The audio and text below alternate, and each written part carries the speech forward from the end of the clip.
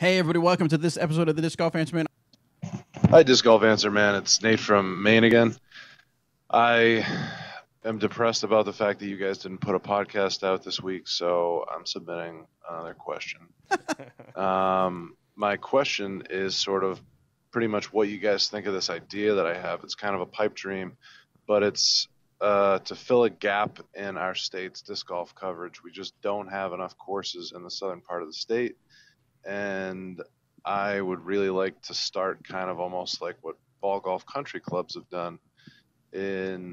We get a bunch of members together, 100, maybe more, to contribute money, get a club started as a nonprofit, buy a piece of land, work on it together, pay people to work on it, pay maybe, I don't know, Eric McCabe to design it, or maybe John Huck, somebody like that.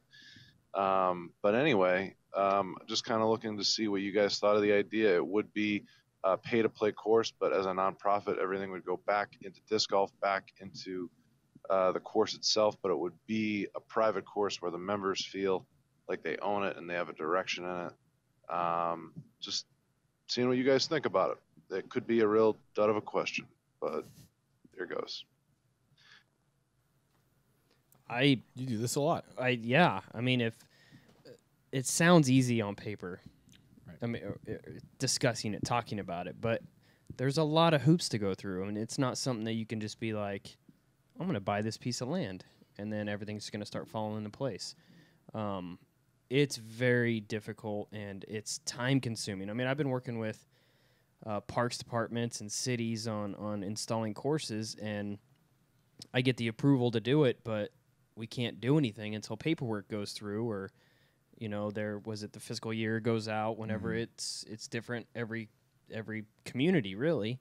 So it's not something that just happens overnight. So doing it this way and taking your time with it and being very patient is going to be key.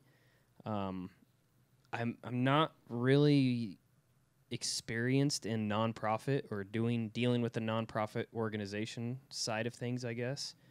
But everything if the money's going in, I mean, you're obviously going to have to pay for taxes on the land. I mean, there's just so many logistics going into it.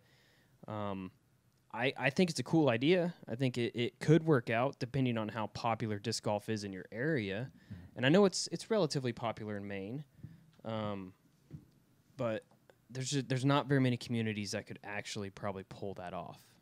Yeah, I think that would be tough. I mean, my suggestion on the front end would be to get everything on paper as far as a plan goes, to where you know exactly how you're paying for it and who's in charge of what, and that you've got all the proper permits and paperwork and everything like that. Make sure you've done that on the front end before you even start, because if you start with less resources than you'll actually need, I think that's probably the most frustrating spot to be. I would agree. Yeah. And then this is a plug for Eric, but it's also just a plug for professional course designers. If you're putting a course in the ground, at least consulting a professional course designer is in your best interest for several reasons. One, you want that course to be able to stay in the ground for a long time, and professional course designers know how to design with longevity in mind, with what trees are going to die in the next few years, what paths need to be kept intact in order for this to work.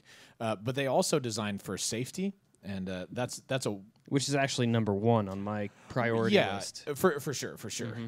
But I think people look past that sometimes as like, we can have this next to each other, but at least we'll have a course in the ground. You'll get courses pulled quicker for safety probably than anything else. True. And then just overall value of the course. Like, you want to have a better course, they know how to make that happen.